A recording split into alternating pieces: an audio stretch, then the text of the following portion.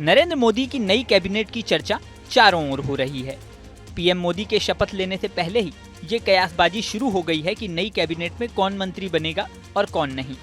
वैसे तो कैबिनेट मंत्री की रेस में राजनाथ सिंह, जितिन प्रसाद, ज्योतिरादित्य सिंधिया, चिराग पासवान सहित कई बड़े बड़े दिग्गजों के नाम हैं, लेकिन अब मीडिया रिपोर्ट्स में एक चौंकाने वाला नाम सामने आया है। ये नाम ऐसा है जिससे मोदी भक्त और मोदी विरोधी दोनों ही चौंक गए हैं। ये नाम है माधवी लता का। माधवी लता का नाम इसलिए चौंकाने वाला नाम है क्योंकि माधवी लता सांसद ही नहीं है। माधवी लता को इस बार चुनाव में हैदराबाद सीट से उतारा गया था। हैदराबाद में ओवैसी के खिलाफ चुनाव में उतरी माधवी लता को हाई प्रोफाइल चेहरा बताया गया था, लेकिन चुनाव में वो करीब 3.5 लाख वोटों से हार गईं।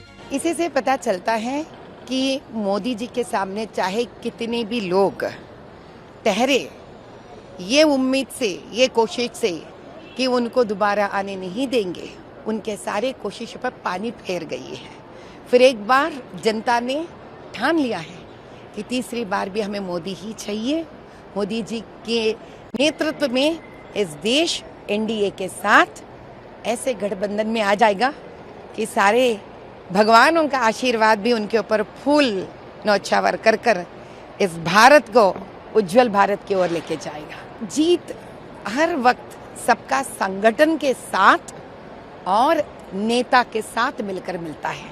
तो हमारा प्रधानमंत्री मोदी जी और उनके साथ जितने भी एनडीए और भाजपा के हमारे सारे एमपी गण ने ठहरे हुए हैं, उनका प्यार जो प्रजा ने मानकर उनके प्रति अपने वोट डाले हैं, ये सारा देश का जीत है और नेतृत्व प्रधानमंत्री मोदी जी का।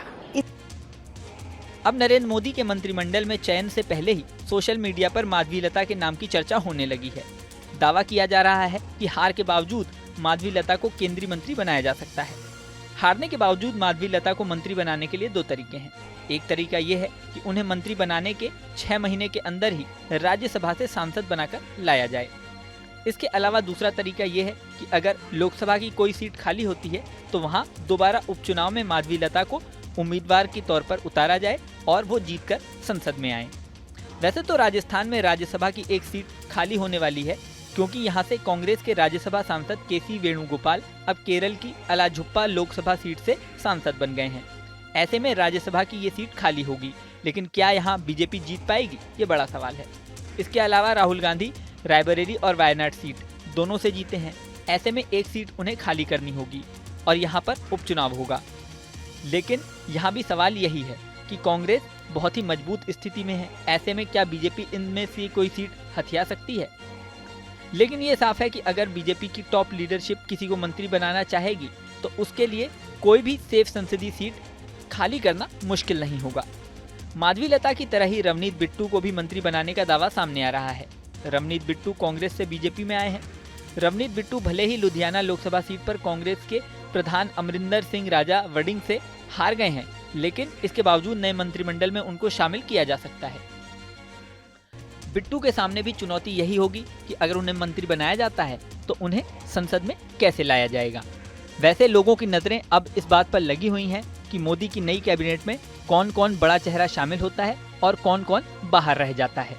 इस वीडियो में फिलहाल इतना ही, लेकिन जाने से पहले सबसे जरूरी बात, हमारे चैनल न्यूज नेशन को आपने अगर सब्सक्राइब नहीं किया है तो सब्सक्राइब कर लें। इसी के साथ स्क्रीन पर दिख रहा बेल आइकन प्रेस कर दें, जिससे हमारे नए नए वीडियोस की नोटिफिकेशन आपको मिलती रहे। मिलते हैं नेक्स्ट वीडियो में, बने रहें न्यूज नेशन के साथ।